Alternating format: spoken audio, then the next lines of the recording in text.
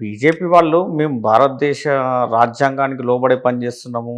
బాబాసాహెబ్ అంబేద్కర్ అంటే మాకు ఎనలేని గౌరవం. అదే ఆయన ఆలోచన విధానాన్ని మేము ఇంప్లిమెంట్ చేస్తున్నాం అని చెప్తున్నారు అదే కదా! ద్వంద్వ నాయక దాని నాలుక. బీజేపీ కేంద్ర మంత్రి 2017లోనే స్పష్టంగా చెప్పిండు, మాకు సంపూర్ణమైన మెజారిటీ వస్తే కాన్స్టిట్యూషన్ని తొలగిస్తామని. కాన్స్టిట్యూషన్ అమల్లోకి వచ్చిన రోజే ఆర్ఎస్ఎస్ స్వయంగా ప్రకటించింది, ఈ కాన్స్టిట్యూషన్లో సనాతన ధర్మానికి సంబంధించిన సూత్రాలు లేవు, పాశ్చాత్య సిద్ధాంతాలతోటి ఈ నింపేశారు ఈ కాన్స్టిట్యూషన్ని. వీనెస్ లేదు అంటే మనతనం లేదు, హిందూతనం సనాతన ధర్మం లేదు ఇందులో, కాబట్టి దీన్ని మేము యాక్సెప్ట్ చేయమని ఆ రోజే ప్రకటించారు వాళ్ళు. ఇప్పటికీ కూడా వాళ్ళు సనాతన పరిషత్ ఒకటి ఏర్పాటు చేసుకొని ఒక ఆల్టర్నేటివ్ కాన్స్టిట్యూషన్ రాసుకున్నారు.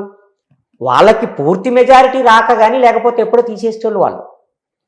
అందుకని కాన్స్టిట్యూషన్కి వ్యతిరేకంగా ఒక పార్టీని ఎంకరేజ్ చేసి ఆ పార్టీ అది మీరు మాట్లాడుతున్నారు. అంటే మేధావులుగా, చదువుకున్న వ్యక్తులుగా, సరే పార్టీలో పనిచేసే వ్యక్తులుగా, సామాజిక కార్యకర్తలు, నాయకులుగా మీరు ఆరోపిస్తున్నారు, మీరు మాట్లాడుతున్నారు. కానీ ఈ విషయాలన్నీ ప్రజలకు తెలియదా?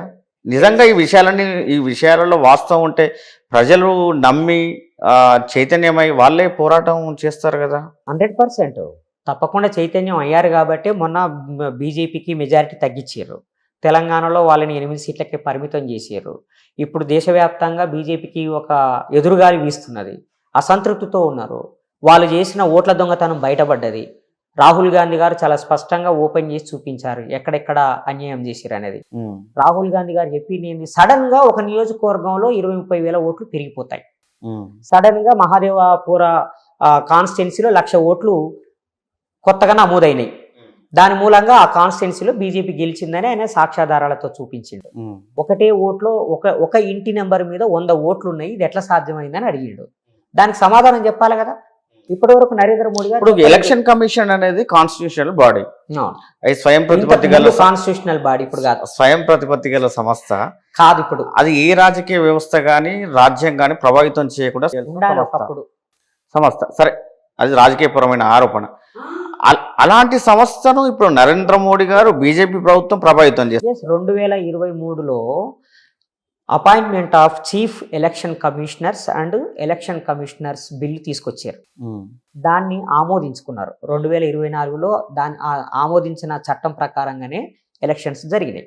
దాంట్లో ఉన్న ఇంతకు ముందున్న చీఫ్ ఎలక్షన్స్ని ఎలా అపాయింట్ చేసేవాళ్ళు అంటే, దాంట్లో చీఫ్ జస్టిస్ ఆఫ్ ఇండియా ఒక మెంబర్గా ఉండేవాడు, ఎక్స్పర్ట్ కమిటీ ఉండేది. ఇప్పుడు ఏం చేశారు, చీఫ్ జస్టిస్ ఆఫ్ ఇండియాని తీసేశారు.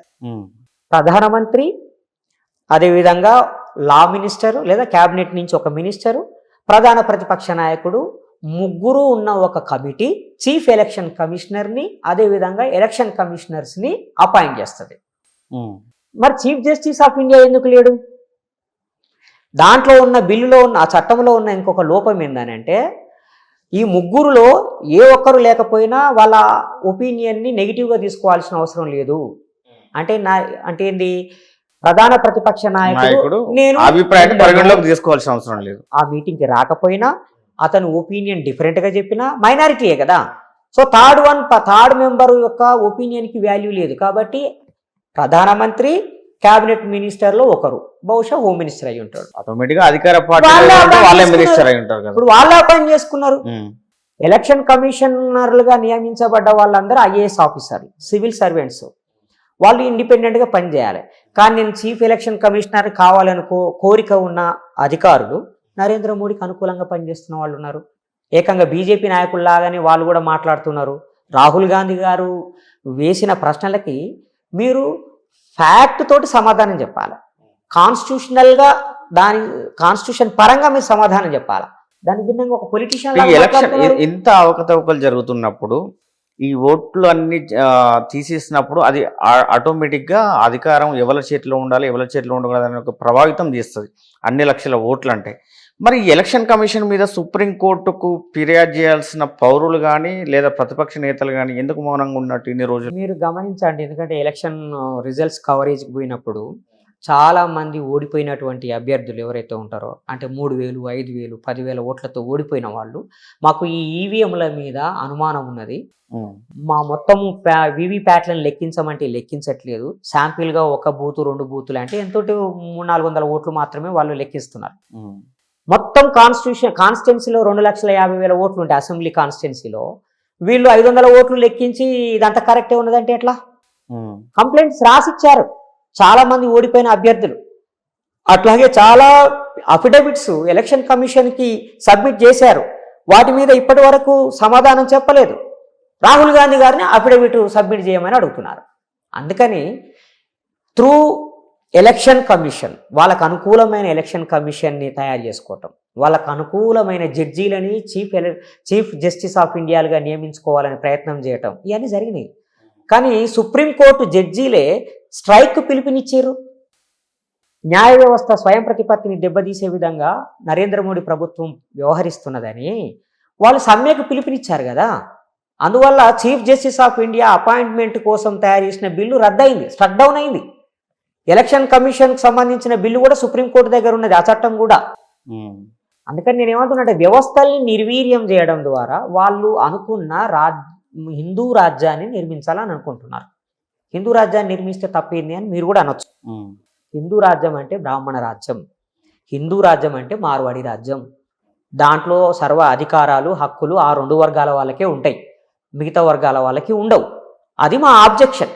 అది మీ ఆరోపణ మాత్రమే, దాంట్లో ఆరోపణ కాదు, నిజమే కదా. రాజ్యాంగం లేకముందు ఉన్నదంతా ఏంటి? మన ధర్మశాస్త్రమే కదా. మన ధర్మశాస్త్రం ప్రకారంగానే ఈ దేశంలో పరిపాలన జరిగింది.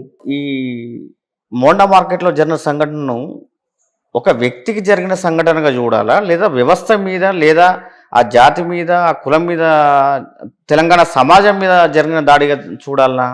జాతి మీద జరిగిన దాడిగా, సమాజం మీద జరిగిన దాడిగానే నేను చూస్తాను. ఎట్లా చూస్తాను? ఎందుకు అని అంటే అతడు కొట్టినప్పుడు ఉపయోగించిన భాష, తక్కువ జాతోడివి, దూద ముక్కు అంటే పాల ముక్కునేటోడివి అని వాళ్ళు కమ్యూనిటీని పెట్టి తిట్టారు.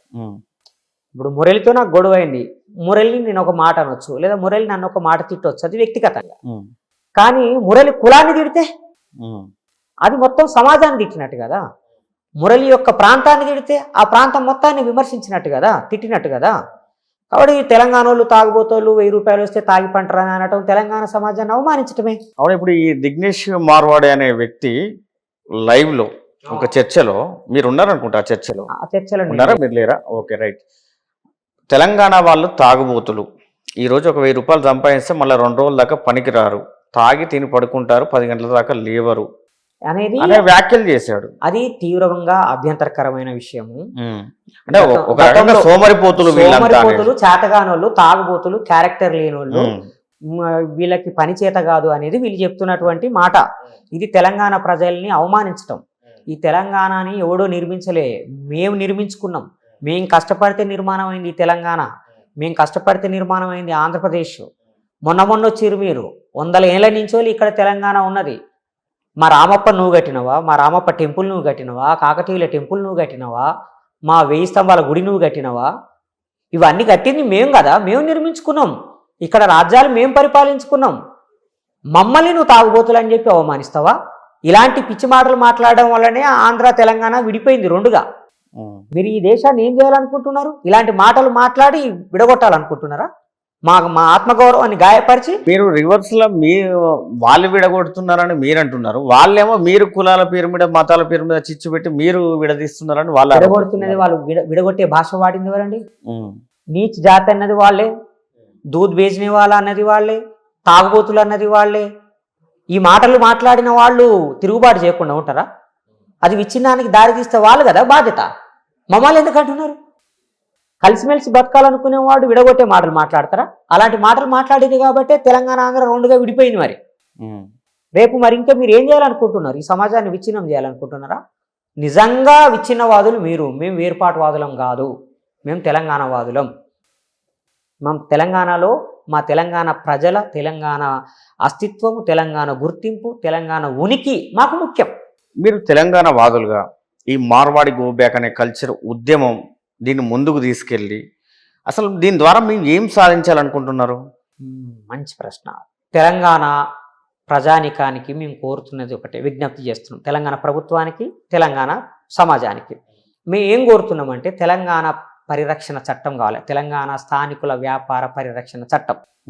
అట్లాగే తెలంగాణ ఏతరులు తెలంగాణలో భూములు కొనకుండా ఒక చట్టం. అట్లాగే తెలంగాణలో పెట్టే పరిశ్రమ సాధ్యమయ్యే పనేనా తెలంగాణ ఏతరులు తెలంగాణలో భూములు కొనకుండా చట్టం పోరాడితే చేయడం అనేది? సాధ్యమే. ఇప్పుడు నార్త్ ఈస్ట్ రాష్ట్రాలు దానికి రాజ్యాంగం ఒప్పుకుంటుందా అని? ఆర్టికల్ 371 ప్రకారంగా స్పెషల్ ప్రొవిజన్స్ ఉండాలి మనకి. కాన్స్టిట్యూషన్ ప్రకారంగా 371D ప్రకారంగా మనకు స్పెషల్ స్టేటస్ వచ్చే అవకాశం ఉంది. స్పెషల్ ప్రొవిజన్స్ తయారు చేసుకునే అధికారం మనకున్నది. ఉమ్, మీరు చేయండి. ఇప్పుడు తెలంగాణ పోరాటం ఎందుకు చేశాము? మా భూములు మాకే అని చేశాం. ఉమ్, ఈరోజు రియల్ ఎస్టేట్ పేరు మీద, అభివృద్ధి పేరు మీద బయట రాష్ట్రాల నుంచి వచ్చిన వాళ్ళు వేల ఎకరాలు కొనేశారు. 1500 ఎకరాలు, 2000 ఎకరాలు, 3000 ఎకరాలు కొనేస్తున్నారు. ఉమ్, తెలంగాణ వాడికి భూమి లేకుండా అయిపోయింది. తెలంగాణ వాడు గుంట జాగ కొనలేని పరిస్థితి వచ్చింది. మరి తెలంగాణ రాష్ట్రం తెచ్చుకునేది ఎందుకండి? ఉమ్, తెలంగాణలో మా భూములు మాకు కావాలని మీరు ధరలు పెంచి మా అంతా మీరే కొనేసుకున్నారు. ఎస్సీ ఎస్టీల దగ్గర ఉన్న అసైన్డ్ భూములు మీరే లాగేసుకుంటున్నారు. మరి ఇక తెలంగాణ ప్రజలకు భూములు ఉండొద్దా? మీ ఫామ్ హౌస్ల కోసం మీకు 100 ఎకరాల ఉమ్, మొత్తం హైదరాబాద్ చుట్టూత ఉమ్, ఆలేరు వరకు భూములు కొన్న వాళ్ళలో మార్వాడీలు ఎంతమంది ఉన్నారు, బయటోళ్ళు ఎంతమంది ఉన్నారు, స్థానికులు ఎంతమంది ఉన్నారో లెక్కలు చెప్పాల్సిన బాధ్యత రేవంత్ రెడ్డి గవర్నమెంట్ మీద ఉన్నది. ఇప్పుడు ఈ భూములు మొత్తం 100,000 ఎకరాలు కూడా మార్వాడీలు ఆక్రమించారా? కొన్నారు, కొన్నారా ఆక్రమించారా? ఆక్రమించున్నారు, కొన్నారు. గవర్నమెంట్ భూమి ఎక్కడుందో మీకు మాకు తెలియదు.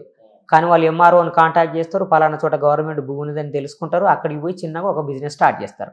ఆ తర్వాత ఈ భూమి అంతా నాదే అని అంటారు. ఉమ్. చాలా జరిగినాయి అట్లా, చాలా కేసులు ఫైల్ అయ్యి ఉన్నాయి. ఇక్కడ ప్రధానమైన ప్రశ్న ఒకటి లేవనేస్తుంది. అంటే చాలా మంది అటువైపు నుంచి వాదించే వాళ్ళు కూడా అంటే ఫైనల్గా మీరు దీని ద్వారా ఏం చేయాలనుకుంటున్నారు, ఏం కోరుకుంటున్నారు, ప్రభుత్వానికి ఏం డిమాండ్ చేస్తున్నారు, ప్రజలకు ఏం చెప్తున్నారు మాట్లాడదాం. దీంట్లో ఒక చిన్న ఇంటరప్షన్ ఏంటంటే మార్వాడీలలాగా మీరు వ్యాపారాలు చేయలేరు, అంత క్రమశిక్షణగా మీరు మెదలలేరు, అంత కష్టం మీరు చేయలేరు, ఆ మెలకువలు మీకు తెలియదు. మార్నింగ్ 8 నుంచి నైట్ 10 వరకు కూడా మేము ఆ షాపులో ఉండి కష్టపడి పని చేయగలుగుతాం, కానీ మీరు మాలాగా కష్టపడలేరు కాబట్టే మేము వృద్ధిలోకి వస్తున్నాం, మీరు రాలేకపోతున్నారు అనే వాదన వాళ్ళు వినిపిస్తుంది. మురళి గారు, మన తెలంగాణలో 2000 సంవత్సరాలుగా కోమట్లున్నారు. 2000 సంవత్సరాల కన్నా ముందు నుంచి బంగారంతో పనిచేసే వృత్తి కులాల వాళ్ళు ఉన్నారు, వివిధ వృత్తుల కులాల వాళ్ళు ఉన్నారు. వాళ్ళందరూ పని చేయకుండానే ఇక్కడ వ్యవసాయం అభివృద్ధి చెందింది. వాళ్ళు ఎవరు పని చేయకుండానే పట్టణాల అభివృద్ధి చెందినాయా?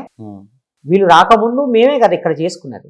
ఇక్కడ ప్రాబ్లం ఏమొస్తున్నదని అంటే వాళ్ళే మ్యానుఫ్యాక్చరర్స్, వాళ్ళే సప్లై చేసేవాళ్ళు, వాళ్ళే హోల్సేల్ డీలర్లు, వాళ్ళే రిటైల్ డీలర్లు. ఇది ఇప్పుడు వాళ్ళు చేసే వ్యాపారం అంటే ఫ్రమ్ మ్యానుఫ్యాక్చరింగ్ టు మార్కెట్ ఈ లింక్ ఉంటుంది కదా, చైన్ ఉంటుంది కదా, ఆ చైన్ లో ప్రతి లింక్ దగ్గర వాళ్ళే ఉంటారు.